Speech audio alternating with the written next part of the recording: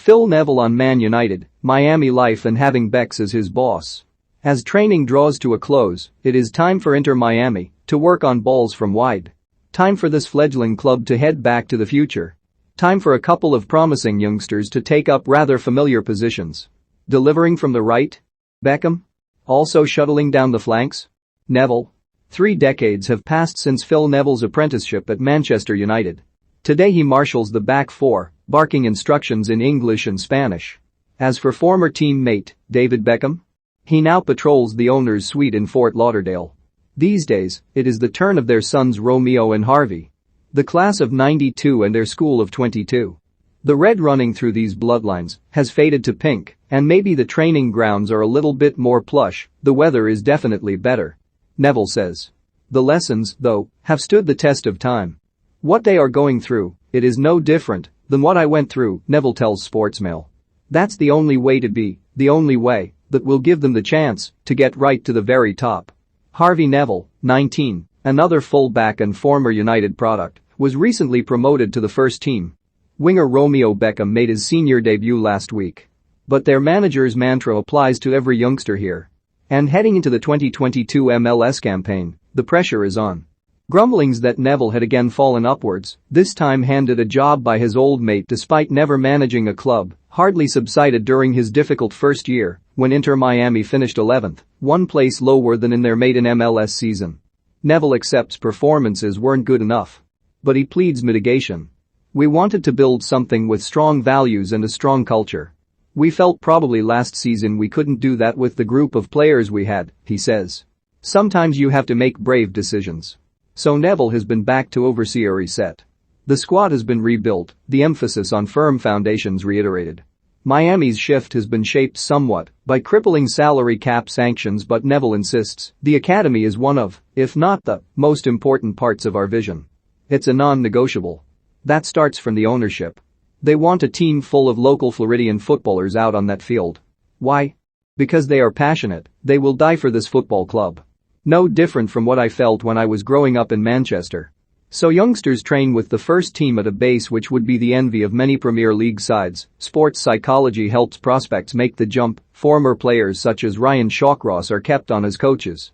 No different to what I had with Nobby Stiles, Brian Kidd, Brian Robson, Neville says.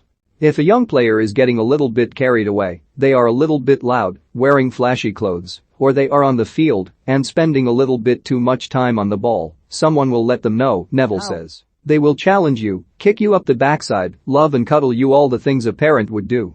We expose our young players to the senior team very quickly, and we drip them in and out. That's what Sir Alex Ferguson did to me. There were times when he put me in, times when Robson, Steve, Bruce, Roy, Keane, they killed me every single day. Sometimes I thought, I cannot handle this. Am I going to get through this?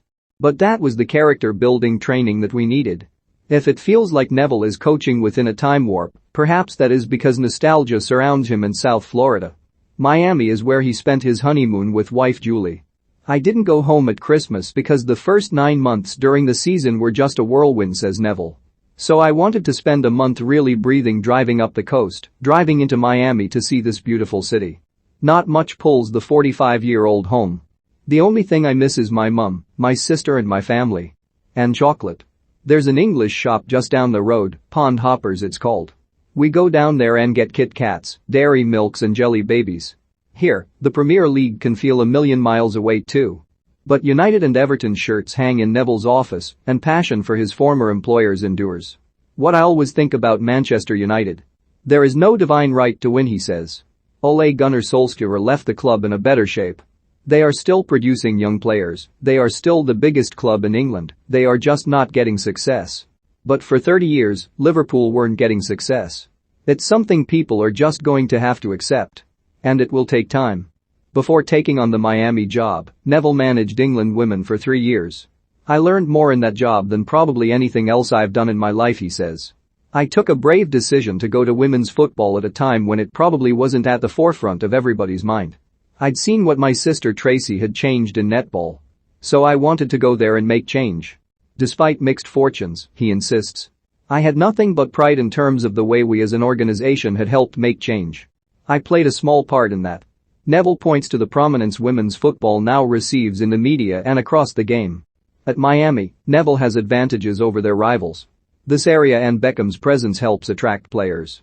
Friends since their teens, Neville and Beckham's relationship was not frayed even during last season's struggles. For a manager in the modern era, that's quite unique, Neville says. And he should know. As one of Beckham's co-owners at Salford, Neville is in the curious position of seeing life from both sides of the boardroom door. The managers we have sacked at Salford are the ones who for the last 3 months stopped talking to my brother Gary, Neville says. As soon as the communication stops, I think you're dead.